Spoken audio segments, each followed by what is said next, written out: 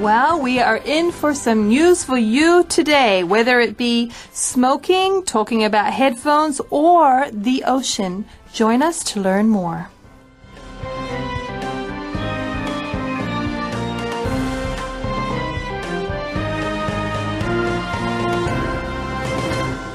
Hello and welcome to Advanced Radio. We're so happy that you joined us today, listeners. And we have so much to talk about in our newsworthy clips for the month of September. But before we get started, I would like to introduce my fellow hosts on the show today. On the left, gentleman, young man, what is your name? Hi, everyone. It's Albert. Thank you, Amanda. I think they might have guessed from that laughter. Thanks for coming on the show today, Albert. And to my right, sir, what is your name? I'm Brendan. Thanks for having me back, Amanda. Well, thanks for coming on the show, gentlemen. We're talking about very different things today, but they are newsworthy clips from around the world. And with our newsworthy clips, we try to give you different vocabulary, perhaps a little bit challenging vocabulary, but different vocabulary nonetheless. Now, we're striving to bring you the most up-to-date information about whether it's about science, technology, or the environment. And so much is happening and changing in these fields that often the language is a lot more technical. It changes and it can be difficult. So make sure as you're reading through with us today, you have perhaps a highlighter or your pen out so you can circle those words that you don't know yet. And as we go through it together, we can learn more. And even after today's show, you could even research a little bit more or review those words. So, gentlemen, are you ready to begin today? Yeah. Excellent. Well, why don't we turn on to our first reading today? Let's head to column 1 on page 22 at line 1.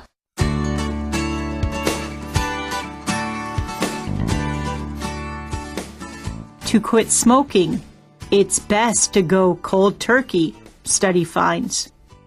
In a clinical trial that pitted would-be quitters who stopped smoking altogether on quit day against those directed to wean themselves off the butts over 2 weeks, researchers found that those who went cold turkey were more likely than gradual taperers to succeed in quitting for 4 weeks and for 6 months. The results. At 4 weeks, 39% of the gradualists were no longer smoking, compared to 49% of the do-it-nowers. At 6 months, 15% of the gradualists and 22% of those who stopped smoking on quit day were former smokers. But in a group of this size, those differences are considered statistical proof that quitting abruptly is a superior strategy to tiptoeing into the decision. Those numbers also underscore a somewhat depressing truth among cigarette smokers wishing to quit. Failure is common. Most studies have shown that roughly 1 in 4 quitters who use medicines to aid in their effort is able to remain abstinent for 6 months, and many who make it that far subsequently relapse. Successful quitters tend to have one thing in common. Most of them tried to quit many times before succeeding.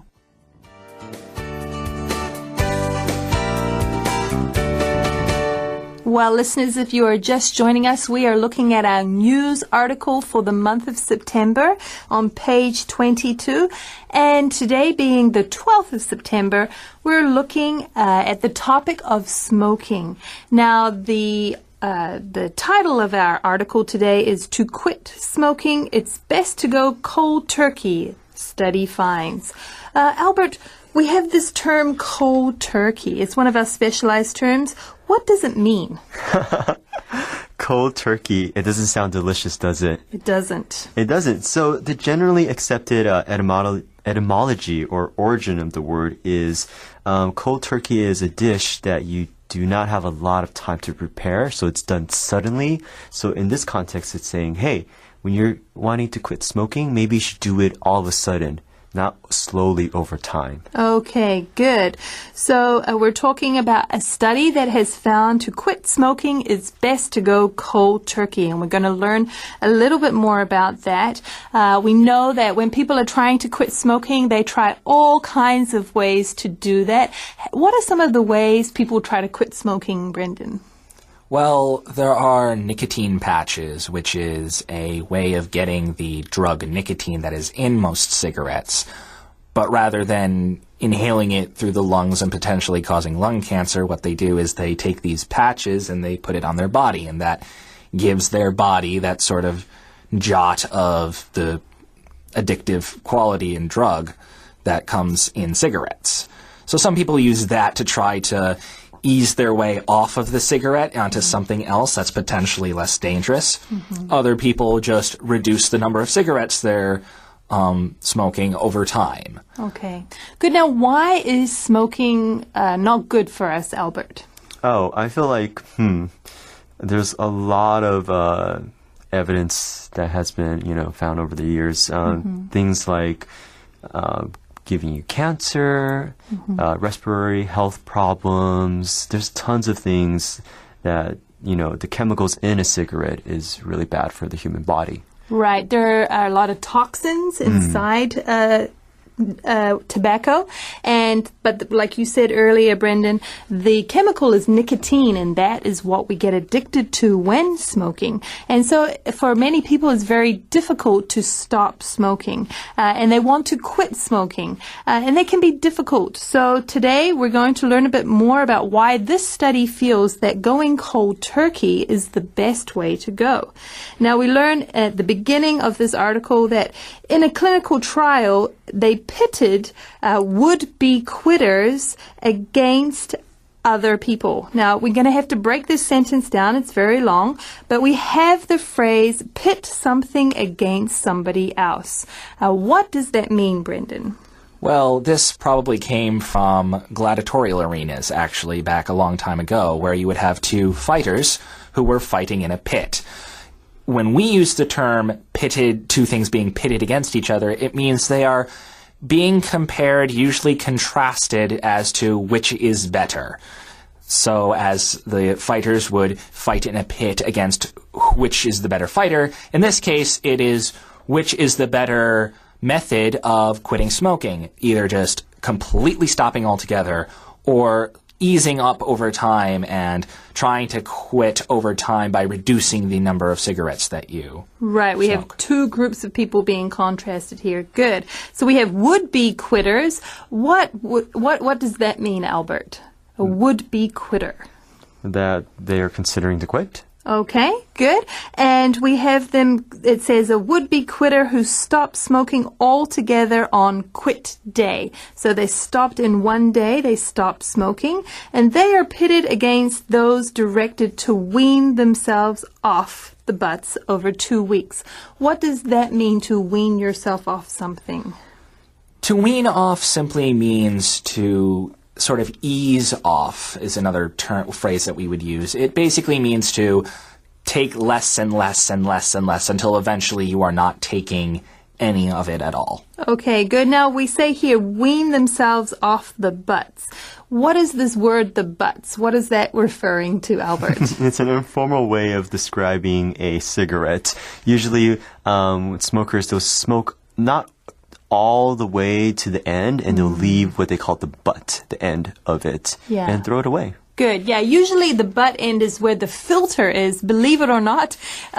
Even though we've just said that cigarettes are not good for you because they contain toxins and nicotine, which is addictive, they still put a filter on it. Right, because I guess the companies want to somewhat prolong their customers' life. Right, so it's kind of ironic, but yes, that butt is the filter at the end. And so we see that this clinical trial had two groups of people who quit on the first day and others who took time gradually to quit.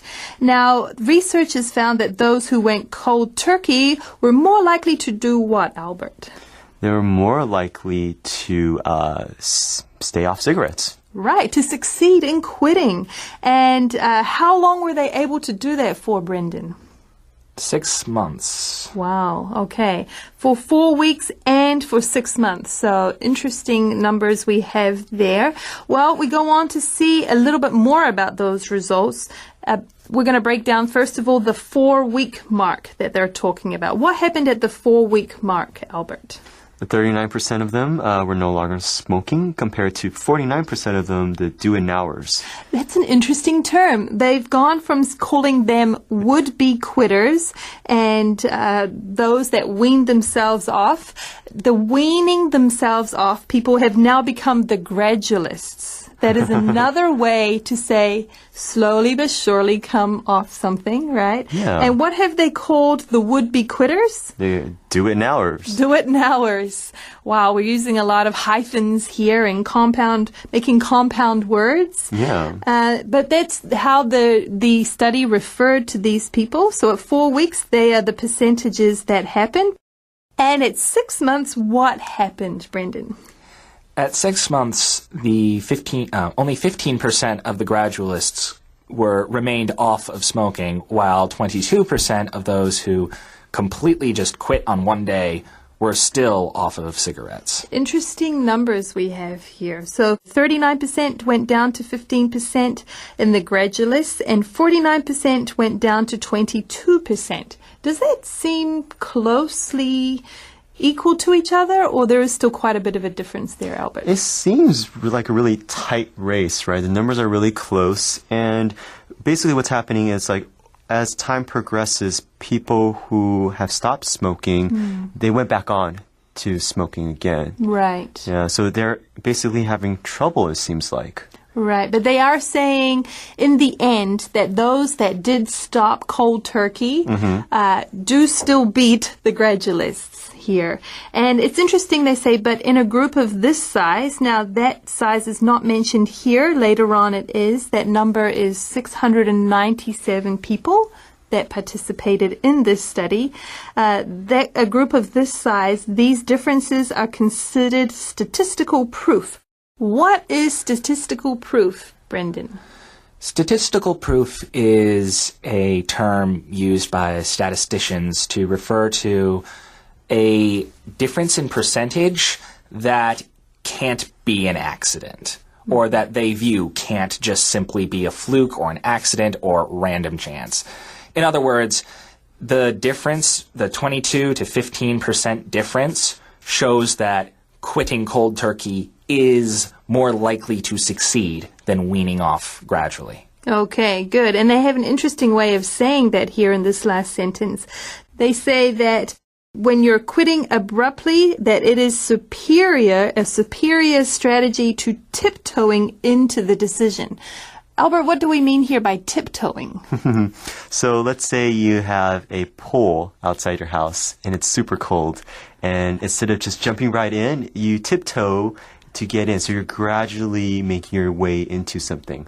Great. So we've seen a lot of language so far using different ways to describe things. Would-be quitters, gradualists, do-it-nowers. Now we're talking about tiptoeing as another way of saying gradually moving into something. So just note that there as well. Now, these numbers also underscore a somewhat depressing truth, Brendan. What does the word underscore mean? It means signify in sort of a different way. Normally, if something is underscoring something, it's showing a meaning by supporting it. It's sort of, and it's a very interesting way of phrasing this particular idea, which is that, as the article continues to say, cigarette smokers wishing to quit, failure is common.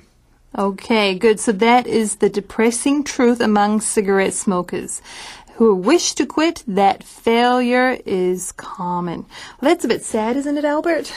It is, but I mean, sometimes the only thing you can do in life is fail, and that's okay, really. You can try again, I hope. Right. Okay. So it depends on how we look at failure. Let's try again. Will you get up and try again, or will you let that failure stop you from trying again? Right. Well, what do we see that happens to most studies here, Albert? Well, yeah, 1 in 4 quitters, they use medical aid, and they're able to remain abstinent for about 6 months, and many make it further, but after that, they also relapse. And when you relapse, you're going back to an old habit that you were trying to avoid or go back to. Yeah. Right, right. Now, it says here they use medicines. What kind of medicines would they be using, Brendan? To be honest, I'm not entirely sure. I think that there are a few sort of symptom reducers. So when you are going off of a drug or something like that, you will sometimes get what's called withdrawal symptoms. And they're called withdrawal because you're sort of pulling away and you're wanting that drug, that whatever addictive substance is. Sometimes the medicine is used to sort of dampen those symptoms. So you might you'll feel nauseous, you'll feel angry, your energy will feel low. These medicines are supposed to help make you function despite those symptoms happening. It's like if you have hay fever because of allergies, you might take medicine to reduce the hay fever. Right. Okay. Good. I'm not sure either myself, but would prescribing nicotine be a medicine as well to aid them in their quitting? It is a drug and a medicine, but I think that depends on the doctor. Right. Some doctors might prescribe nicotine. Others might say, no, stay off of this stuff entirely. Okay. Right. Yeah, nicotine patches are often prescribed, right, in this situation, and to help them slowly withdraw as well. But we see here the word abstinent is also being used, trying to be able to get them to stay abstinent for 6 months. What does abstinent mean, Albert? Abstinent means to not do something. Right. Yeah, not to do something that To refrain. you want to do, right? Right. Okay, good. And so they're hoping to stop this relapse from happening. It says successful quitters tend to have one thing in common. Most of them try to quit many times before succeeding. So there you may fail, but you continue to try again and again. Well, let's look at how this study was set up in the following readings.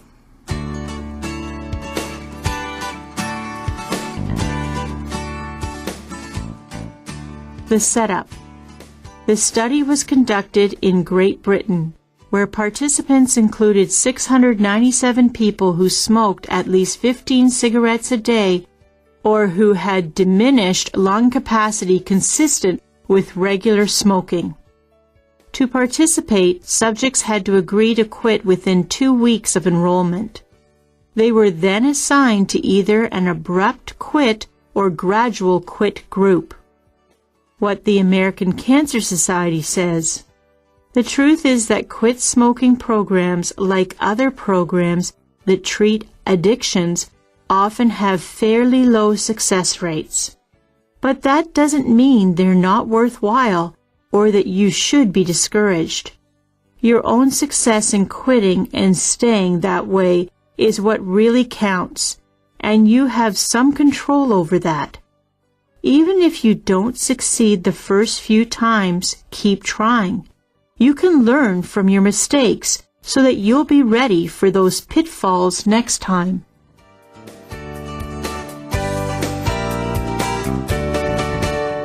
Well, listeners, if you're just joining us, you've joined us for our newsworthy article. And here we are on the first day today. So far, we've been talking about how quitting smoking, if you do it cold turkey, is the best way to go, according to the study we've been looking at.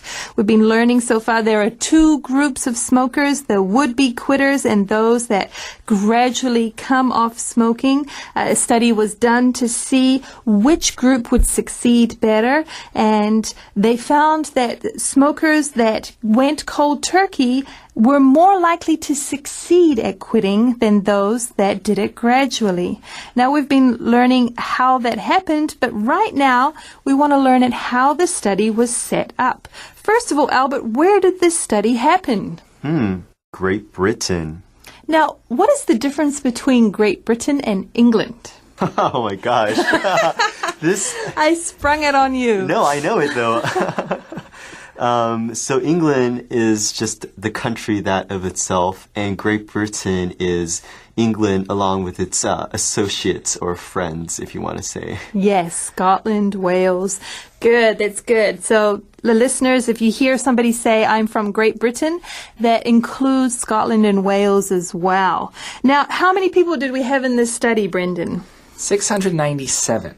Okay, and how many cigarettes did they smoke a day, or at least a day, Albert?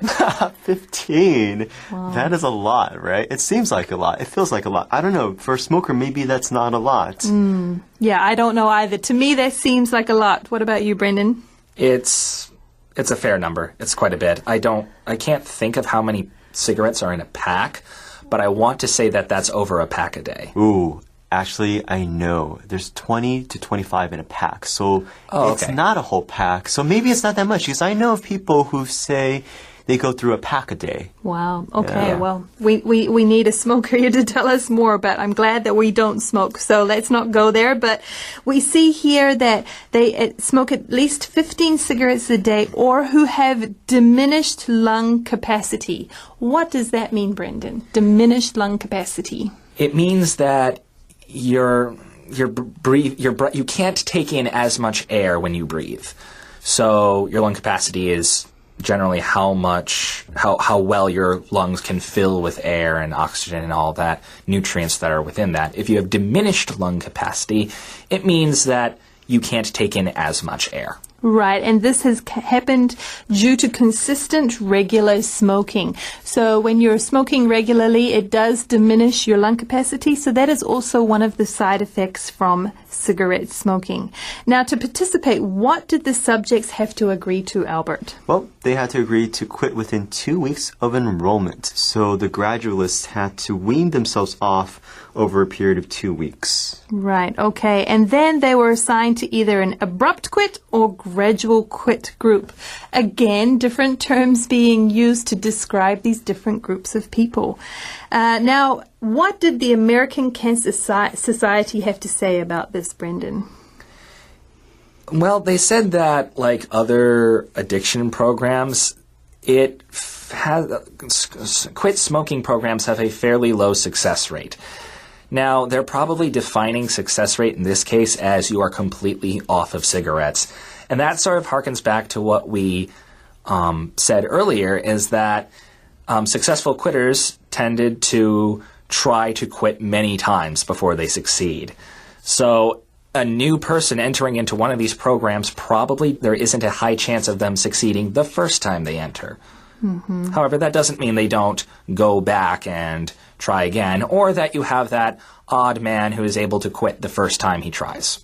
Okay, so they're saying, yes, there is a fairly low success rate with these quit smoking programs, but what do they tell us to do, Albert?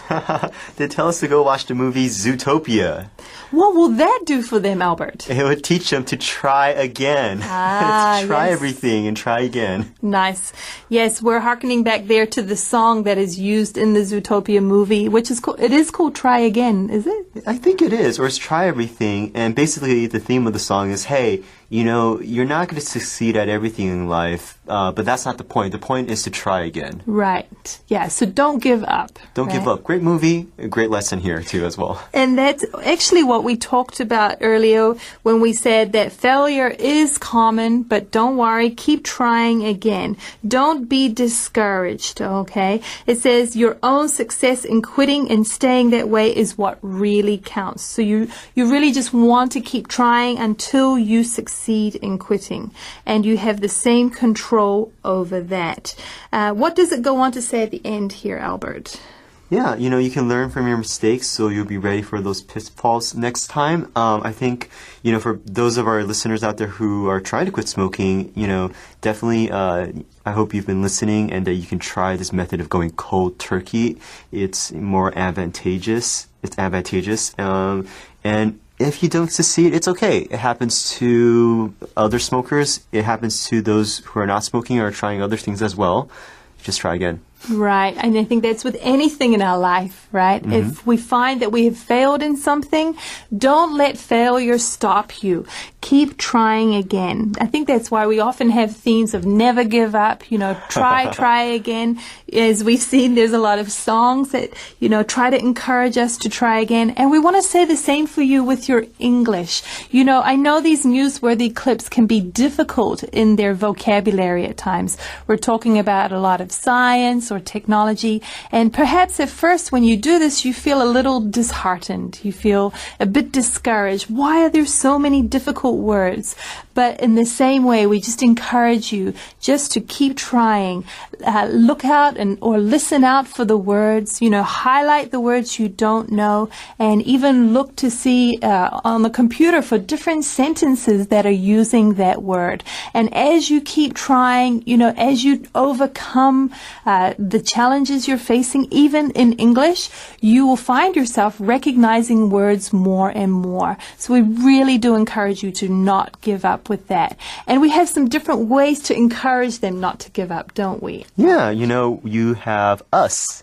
I feel like with many other aspects in your life as well, you have friends, and we're here for you, and you can definitely check us out after the radio show is over. Pick up that magazine, take out your cell phone, and swipe that QR code, and you can find videos of us reviewing the material, teaching the lessons again. You can also write to us. We love hearing from you.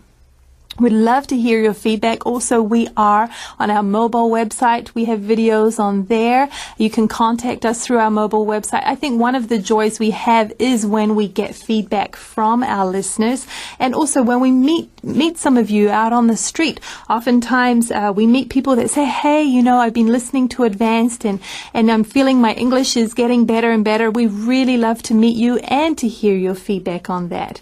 Well, I know that's all the time that we have for today, our first day of our newsworthy clip, but we do hope that you'll join us again for tomorrow. We've got a very different subject tomorrow to talk about, but we know that you will enjoy it. So please return. But until then, this is Amanda, Brendan, Albert, saying goodbye. Goodbye.